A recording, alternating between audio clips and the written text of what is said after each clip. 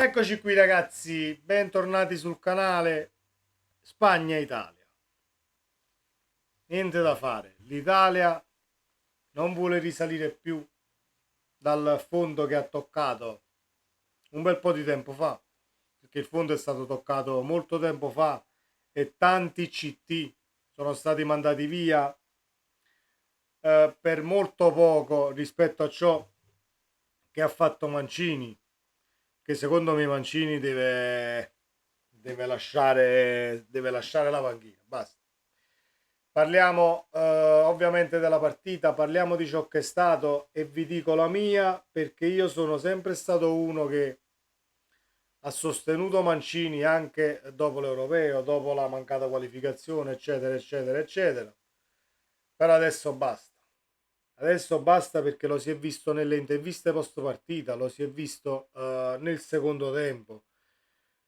Ti vedi le interviste post partita e capisci che è un'Italia in completa confusione a partire dall'allenatore. A partire dall'allenatore. Caro Mancini, ieri era una partita da dentro o fuori. È una partita secca in ma fai gli esperimenti. Ma che esperimenti devi fare? Che esperimenti devi fare? Vatti a rivedere l'Italia che giocava all'Europeo e metti una cazzo di squadra in campo che giochi come quella. Ma che ci vuole?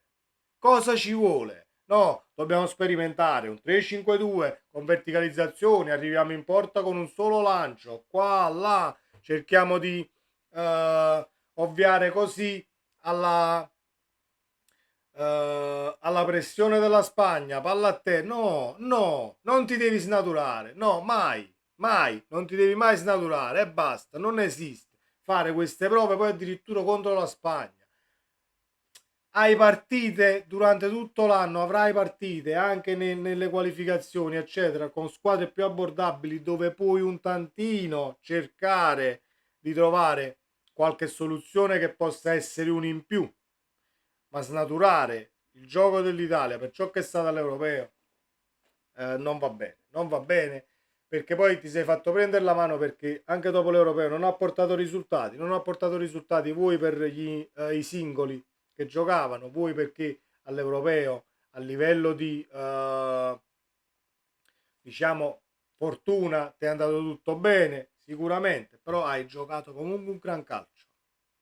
Quindi perché fare queste prove in primis? Secondo, nelle interviste post partita lo si è visto il perché. La squadra non si diverte più, Acerbi non si spiegava perché si era calati nel secondo tempo, te lo dico io perché siete calati nel secondo tempo, perché esce Bonucci, entra Darmian, esce Spinazzola, entra Di Marco, esce Immobile, entra a Chiesa. Quando nel primo tempo te la stavi giocando, te la stavi giocando. Quindi hai visto che la Spagna è entrata nel secondo tempo e in 10 minuti ti ha messo in difficoltà 3 volte. Hai fatto la merdina, caro Mancini? Ed ecco i risultati.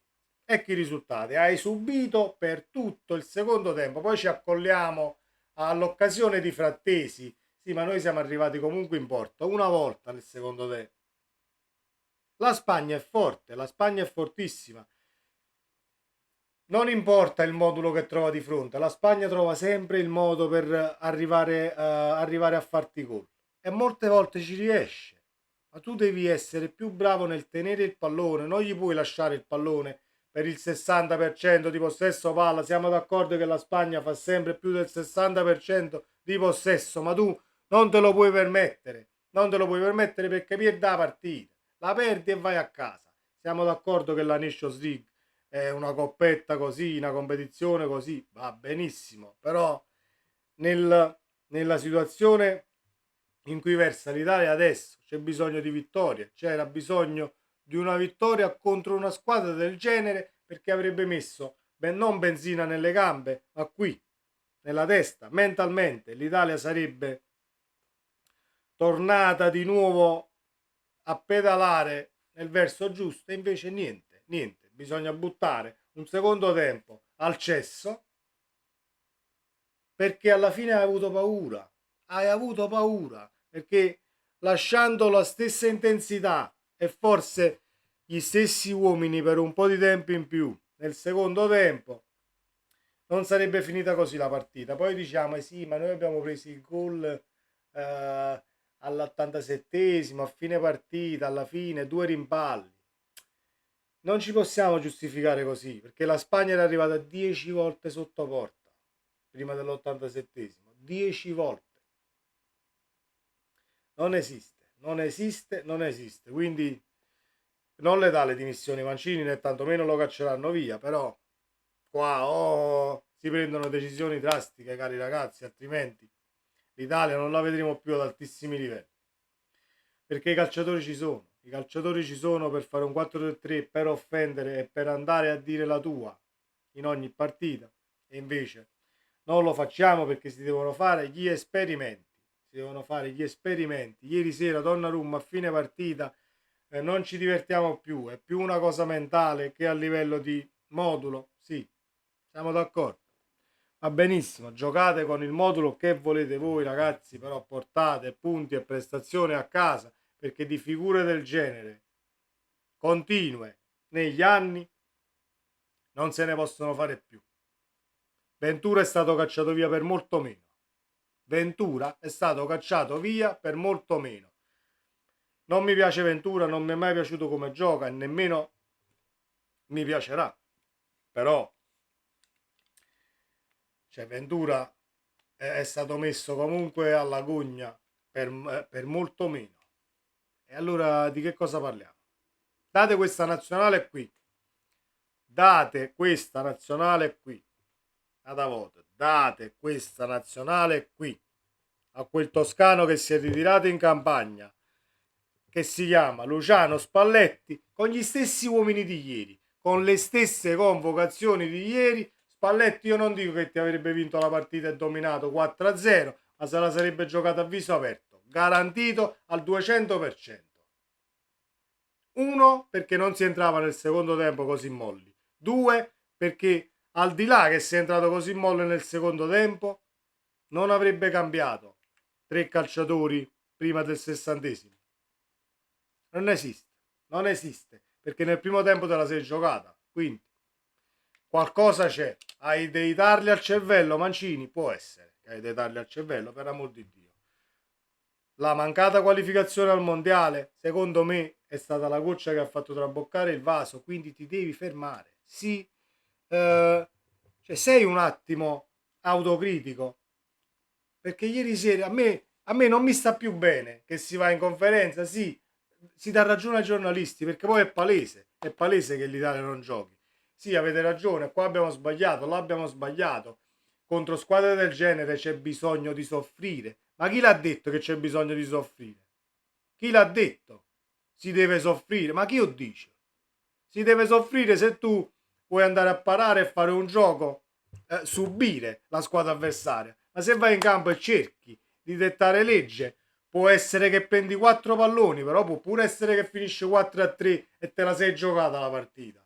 E in quel momento c'è molto meno rammarico che perdere partite del genere non giocando completamente 45 minuti.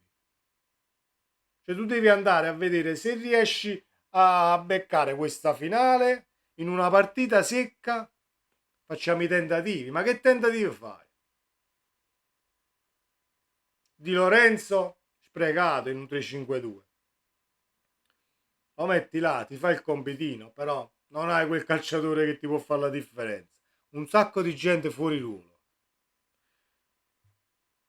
Io tutto mi aspettavo, fuorché una partita del genere. Mi aspettavo la sconfitta, me la potevo aspettare la sconfitta, ce la potevamo aspettare la sconfitta, ma non così. Non così, dopo aver visto il primo tempo dove comunque non sei stato totalmente inferiore. La Spagna è forte, la Spagna, anche se gli metti la miglior formazione contro, con un grandissimo gioco, il gol cerca sempre di farlo, palla a terra, giocatori tecnici, ma l'Italia non è da meno, voglio. Siamo d'accordo, in alcuni calciatori forse tra mediana e attacco siamo un tantino dietro, ma è relativo. Sono comunque i migliori calciatori che abbiamo in Italia, contro i migliori calciatori che hanno in Spagna, e contro i migliori calciatori che aveva la Macedonia, sono comunque selezioni nazionali, quindi non ti puoi aspettare che vai là e cammini addosso all'avversario e vinci 7-0, qualsiasi sia la partita, no, non esiste, non esiste, però andarla a giocare così quel secondo tempo è da suicidio, quindi caro Mancini,